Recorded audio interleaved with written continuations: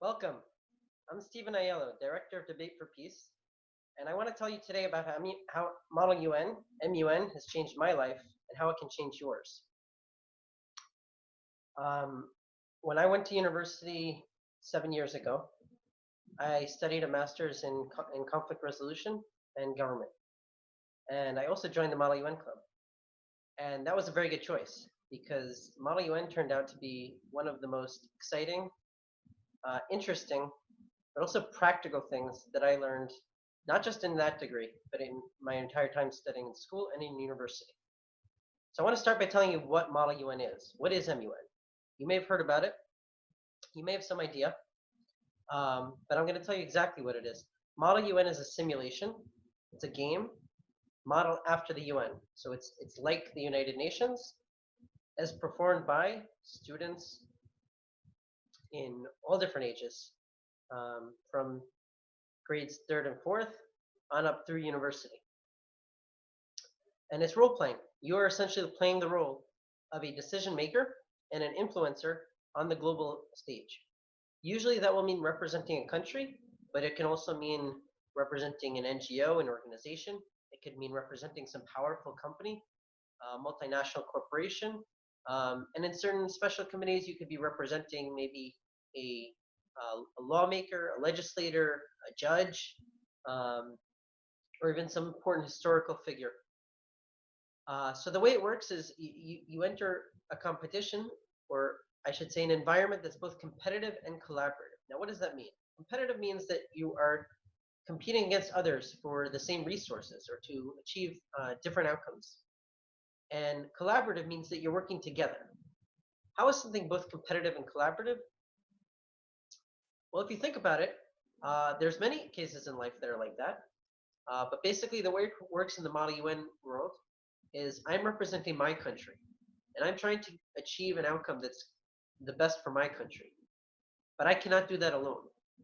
You're going to be in a room in a committee with maybe 5, 10, 15, maybe 150, 200 other students. That's how it works in the UN. There are committee rooms with 15, and there are committee rooms with 193 countries.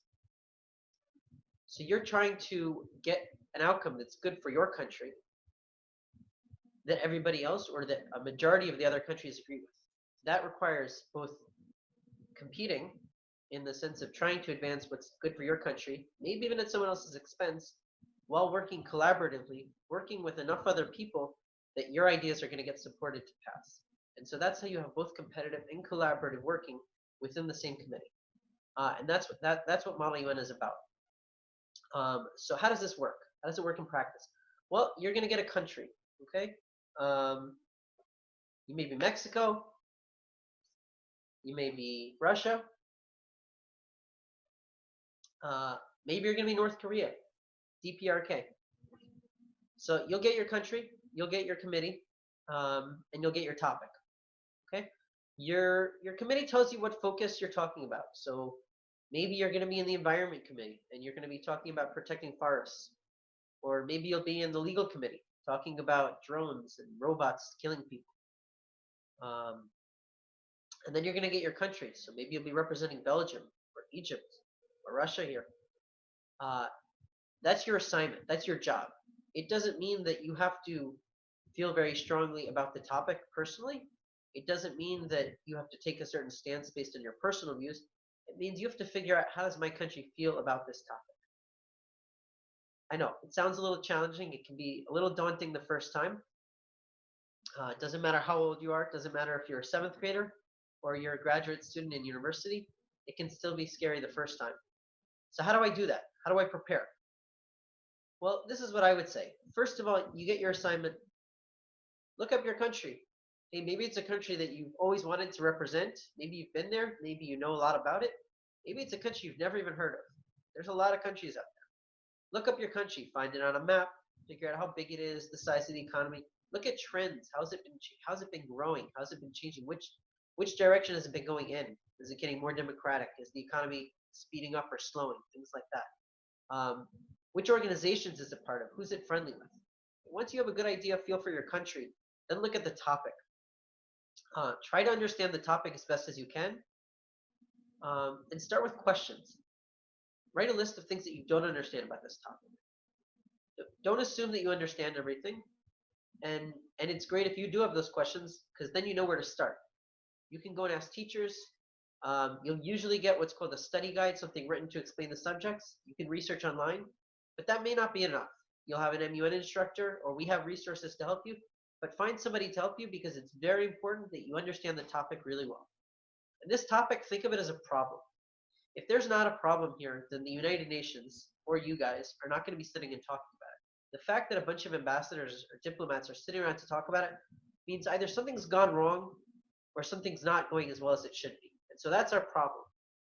Okay, try to think of your topic as this big problem, and try to identify what that problem is, and maybe break it down into smaller problems. So if it's the deforestation, if we're losing forests, what's causing that? Why is that happening? What's different now than happened before? What are the impacts of that? Have there been any efforts made to mitigate, to make that harm less, to change anything? What's been tried? What's worked? What hasn't worked? So you want to have that understanding, that holistic, that whole understanding of the problem, all the different parts, before you move forward. Only once you have a good understanding of the problem do you go back to your country and say, well, how does my country feel about the forests? Do we have a lot of forests? This is something you can look up. How do we feel about drones? Do we use drones? Have we been subject to drone attacks? Are we suffering from deforestation? So you'll go back to your country, and then you'll see, how is my country affected by this? Are we one of the countries are we part of the problem, or are we part of the solution? And again, changes. What's changed in the last 5-10 years in my country? Is this a new government that cares more about this issue or less? Things like that. How important is this issue? You know, if it's a conflict on the other side of the world, and you're a smaller country, you may not be as involved. If you're a larger country and you have allies there, you may be more involved. Well, if you're part of the conflict, you of course have a very strong interest. So you want to understand, how do I feel about the topic, and how strongly do I feel about it? Once I've done all that, then I start to write my response. And you want to start with an idea. Which part of this problem do I want to tackle? What solution do I want to offer? What creative, new, but practical solution can I offer? Can my country offer? Once you write that down, add details, flesh it out, add as much detail as you can, because this is what you're bringing to the committee. This is what you, as an individual and as a country, have to offer to the committee. And try to write that down in as much detail as possible, and prioritize, meaning write down which parts of the solution do you think are essential. What do you need to make it work? And what's less essential? How big should it be? You know, if this is a program about education, how many countries or students or people, cities should be involved in it? How many staff will we need? What kind of budget do you need? Things like that, just to get an idea of the project, and what can be changed. Meaning, it could be a project for 5 countries or 50 countries. So where do you think the important starting point is? Write that out going in. And then write some pros, cons. What does that mean? It means arguments for and against your ideas. Why would this solve the issue? Why wouldn't it solve the issue? Where do you think the weak points in your solutions are? What might somebody in the committee say to you? Well, that's not going to solve the problem. They tried that somewhere else and it didn't work. And how are you going to answer them? This is your preparation at home. That's what you do before the conference. What should you expect? What are you going to see when you go into that conference room? Well, you're going to see a room full of students just like you. Many of them, it's their first time, who are just as nervous as you are. More than that, expect to have an amazing, fun time after you get over that scary first shock. But in terms of practicalities, how is it going to work? There's different rules of procedure. Conferences work different ways. It may depend on your conference or even your chairs, the people who are facilitating the committee, the older students or more experienced students who are going to be leading you through your first conference.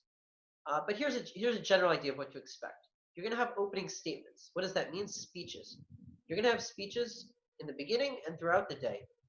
Speeches are ways for you to communicate, to express your ideas. Use these to express the main points of your solution in particular. So you should note the problem. You should note why the committee is there, and you should remind everyone that your country cares about this issue and has tried to solve it and has tried to take steps to help. But the most important thing is to introduce to the committee the main points of your solution, because that's what you have to offer that's unique. That's what's special. That's why you're there that day. Okay, so make sure that's highlighted in prominently, given an important role in your statements. After you speak, you'll have what's called moderated caucus or debate time, and you'll have an unmoderated caucus, which is lobbying or negotiating. What are these? Well, debate is an exchange of ideas. The idea is for people or countries that have different views to exchange those views openly. Why do we do this? We are trying to influence people. We are trying to convince people.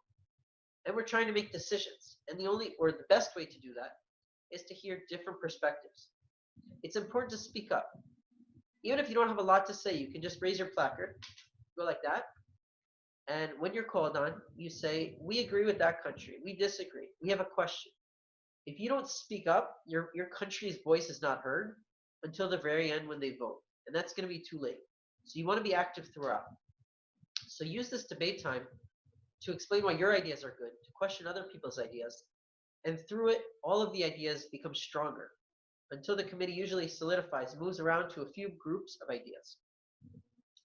In the unmoderated caucus, sometimes known as lobbying time, you'll be able to walk around the room and form little groups of countries. We call these blocks.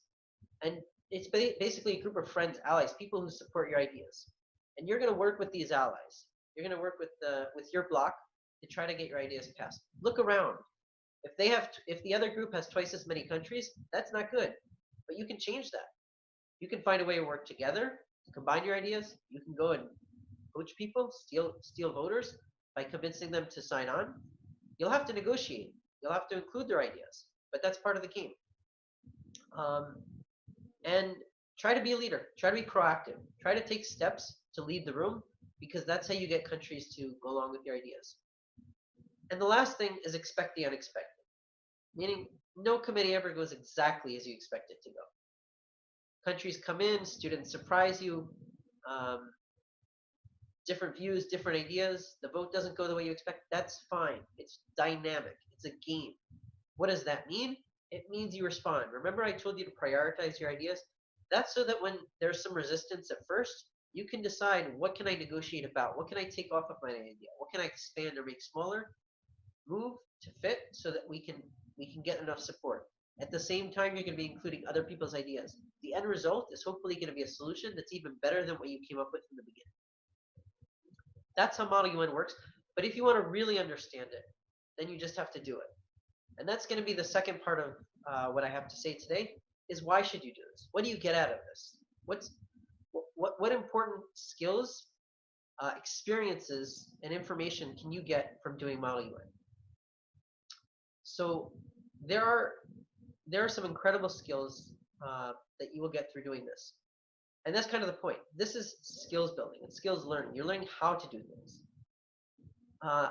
School usually focuses on teaching information. So it could be rote memorization, teaching you facts. It could be teaching you formulas even. But you're learning information, and often you get tested on it. Maybe you'll have to write a paper.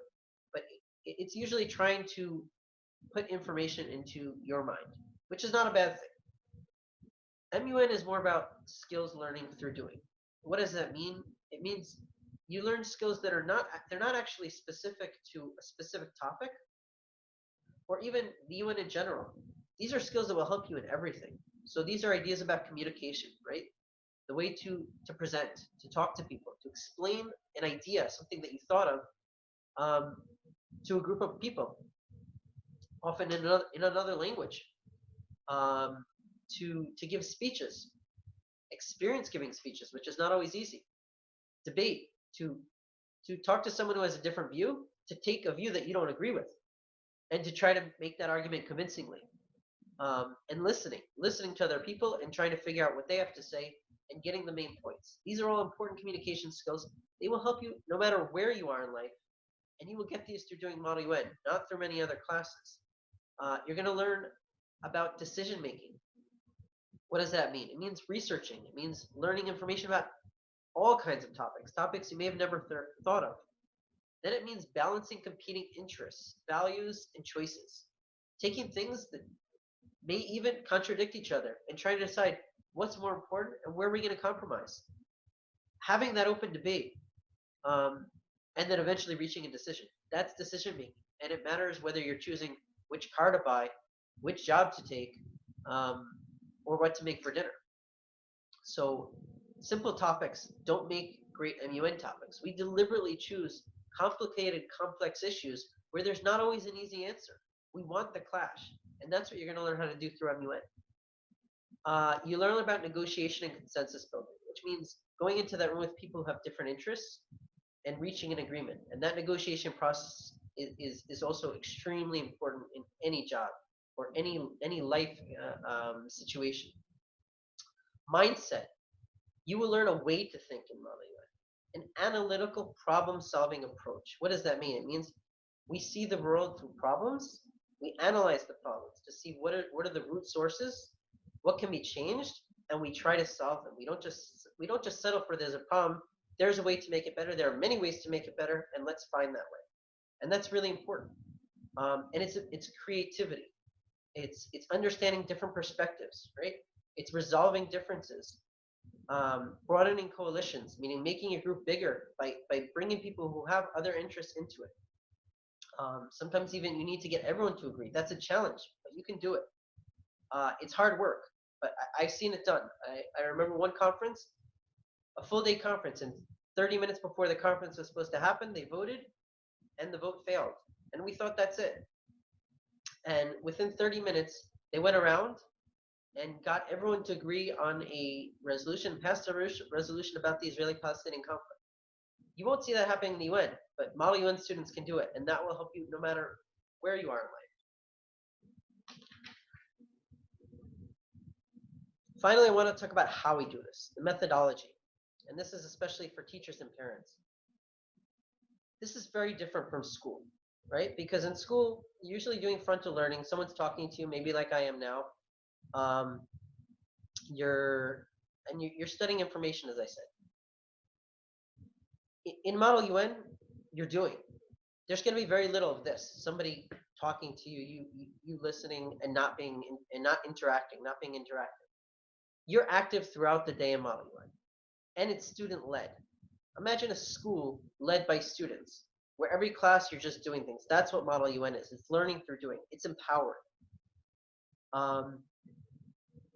And it teaches you that you can make a difference, that you have control over what happens in the world, and it's never too young to start, to learn about what's going on, and to make a difference. You'll understand why there are problems in the world, and you'll start thinking about how I can solve it. This is really the ideal active form of experiential learning, learning through having an experience. For teachers, you can choose the topics. It's a learning tool. You can pick any topic you want. So you can focus on things that are not in the curriculum, but that are important for students to talk about. And I'm sure all of you can think of different examples, and it can totally vary based on the context. And finally, this is something that brings us all together. We're doing it in one language, in English. We have students of different ages, different religions, different ethnicities, different backgrounds, different geographical regions, and we all come together. You may go to an international conference and meet people from all over the world, and we're all representing different countries. We're all on a level playing field. That's invaluable. It's something that our current education system here completely lacks. We don't have that regular interaction with people who come from different backgrounds, think differently, and have as much to offer as we do, and have both what to learn from us and what to teach us. Model UN is amazing for that. And finally, it's multifaceted. What does that mean? Because this learning experience has so many different parts, the negotiation, the preparation, the research, the speeches, the debate, the coalition building, there's something for everyone. And people who have different strengths and different interests will find what they need. So instead of forcing you as a student to learn something that you don't want to learn, we offer an experience that's much broader. And there's somewhere for everyone to excel, and something for everyone to learn. So these are just some of the reasons: the skills, the mindset, the way to think, and the way of learning that I think make Model UN so unique, and why it's changed my life, and why after more than 10 years of higher education, post high school studies, I may not be able to tell you what I've learned in most of my university classes through 3 degrees. And again, 10 years of education. But I can tell you my first conference. I still remember my first Model UN conference. I still remember representing Egypt, representing Saudi Arabia in the Human Rights Council, in the Security Council. My first conference abroad. I can tell you every detail of my first conferences. And most of our students, it'll be the same way because it's that impactful for you. So I want to invite you to join the journey. Welcome, whether you're a teacher, a parent, or especially you, the first Model UN student. And finally, I think this event, what you're listening to now, it only proves the point, right? Because this is a student-led event. Students are involved in making this by students for students. And look at it. It's not a school requirement. It's not learning that they have to do. It's something they want to do. And it's making the world a better place. So this is exactly what Model UN is. It's about students, empowering students to go out and make a difference through giving skills and helping others and making the world a better place, one conference, one country, one resolution at a time. Thanks for listening.